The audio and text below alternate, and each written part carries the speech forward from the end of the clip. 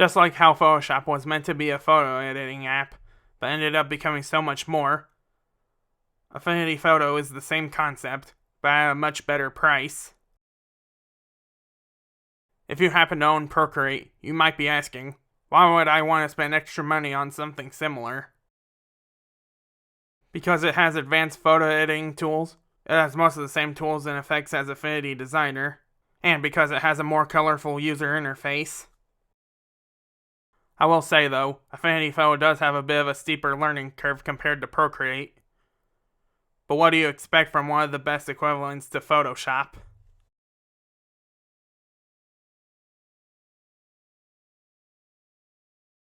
Keeping the line art and color separate is a bit more of a hassle on an Affinity Photo, because while it does have reference layers, you gotta set it up within the fill bucket tool by having it set to either current layer and below, or layer beneath,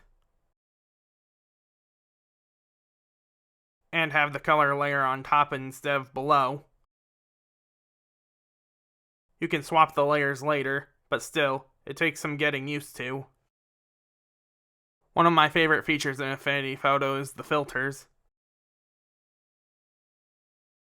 which is something that's not present in Affinity Designer. You can add lighting to a drawing with the lighting filter. You can non-destructively warp perspective with the perspective filter. There's a filter that makes the colors look like a comic. And there are so many other filters you can experiment with.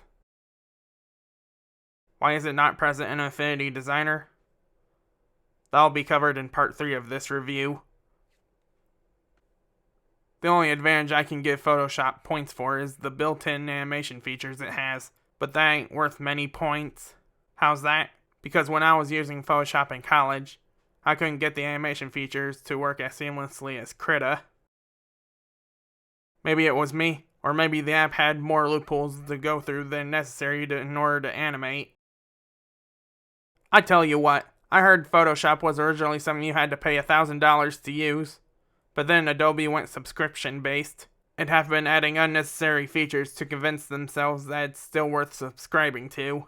Affinity apps, however, are not subscription-based, but they do release huge updates, such as the one from the 1.0 updates to the 2.0 updates, as separate apps that you have to buy, meaning if you want the 2.0 updates, you have to buy the apps again.